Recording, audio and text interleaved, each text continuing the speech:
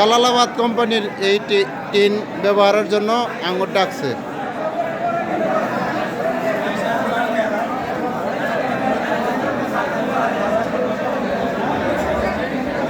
দাদা সবাই গেঞ্জিটা পরে বসেন না ভাই। এই হামিদুল প্রোডাক্টস কেনা ওনার সাথে যান।